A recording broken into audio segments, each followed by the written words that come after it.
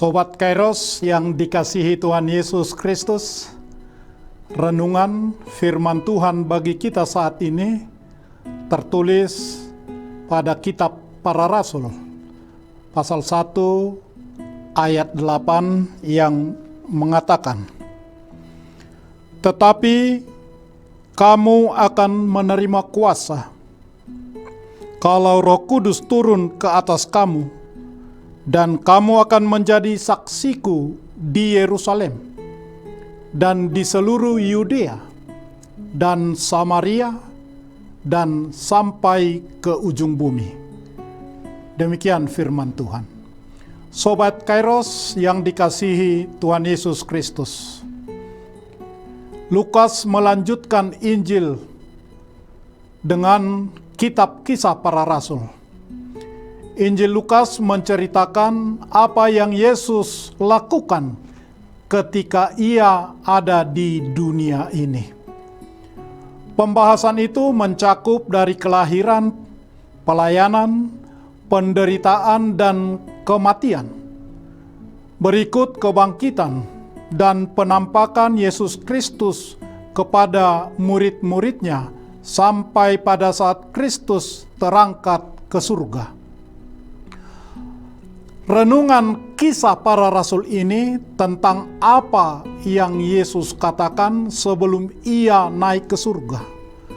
Pada waktu terakhir kali Yesus berkumpul dengan para muridnya, Lukas mencatat dalam Kisah Para Rasul pasal 1 ayat 4 bahwa Yesus sedang makan dengan para murid-muridnya.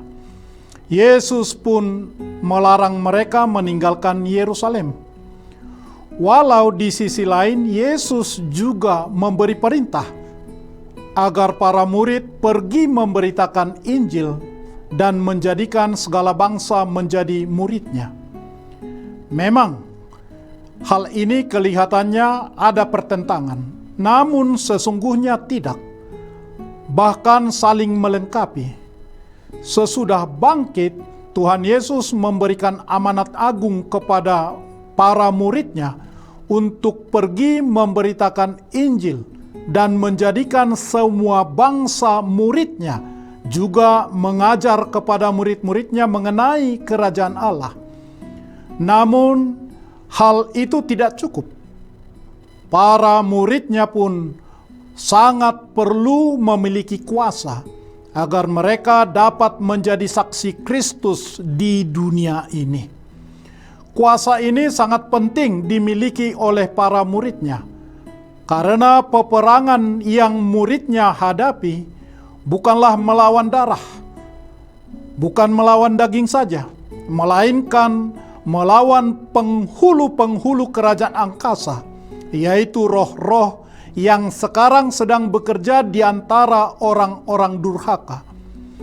Tanpa kuasa dari Allah, sulit untuk membebaskan umat kerajaan Allah yang sekarang masih berada di bawah kuasa jahat tersebut. Itulah sebabnya Yesus menyuruh para muridnya untuk menunggu di Yerusalem sampai mereka menerima janji Bapa, yaitu yang berkenan dengan Roh Kudus.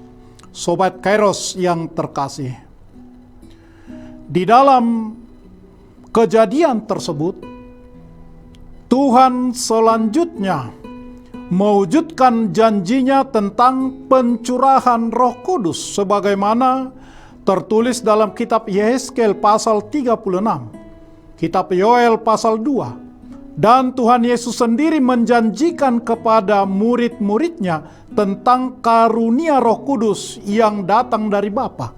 Injil Yohanes pasal 7. Yohanes Pembaptis sendiri di dalam pelayanannya memberitakan tentang pertobatan, mengaku bahwa Dia yang datang setelah Dia akan membaptis dengan api dan Roh Kudus. Setelah Tuhan Yesus mengatakan bahwa para muridnya akan dibaptis dengan Roh Kudus, maka bertanyalah para muridnya yang berkumpul di situ, "Tuhan, maukah Engkau pada masa ini memulihkan kerajaan bagi Israel?" Yesus menjawab, Engkau tidak perlu mengetahui masa dan waktu yang ditetapkan Bapa sendiri menurut kuasanya pada ayat 7. Selanjutnya, Yesus mengambil pembicaraan tersebut, mengatakan bukan tentang kapan kerajaan itu akan datang, melainkan apa yang harus kita kerjakan sebelum kerajaan itu diteguhkan.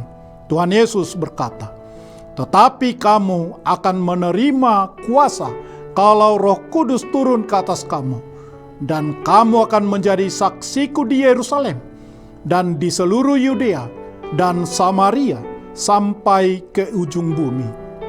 Sobat Kairos yang dikasihi Tuhan Yesus Kristus, ayat ini merupakan kunci untuk mengerti seluruh kitab Kisah Para Rasul. Intinya adalah menjadi saksi.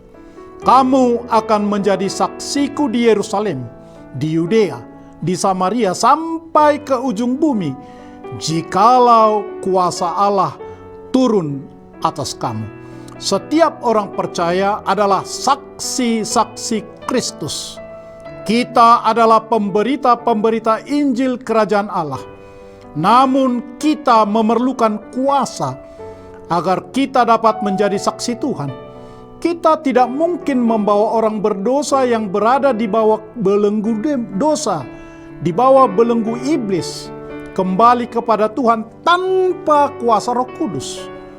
Apabila kuasa pemberi hidup itu ada di dalam hidup kita, maka kita akan mampu menjadi saksi Kristus di dunia yang penuh dosa ini. Kata saksi di sini juga berasal dari kata martus, bahasa Yunani. Menjadi saksi-saksi Kristus berarti menjadi martir-martirnya. Saksi Kristus adalah orang yang telah mempersembahkan hidupnya sebagai kurban di hadapan Tuhan. Di kampus, di sekolah, di tengah masyarakat, di tempat kerja, atau dalam seluruh aspek kehidupan kita, kita menjadi saksi Kristus, berani memberitakan kerajaan Allah. Injil tentang pertobatan di dalam Kristus, itulah panggilan kita.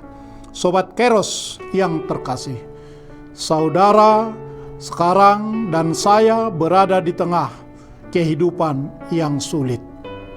Dengan sepenuh hati, kiranya Tuhan memimpin, memelihara, dan memampukan kita menjadi saksi Tuhan di tengah dunia yang semakin sulit ini. Amin. Selamat beraktivitas, Tuhan memberkati. Shalom.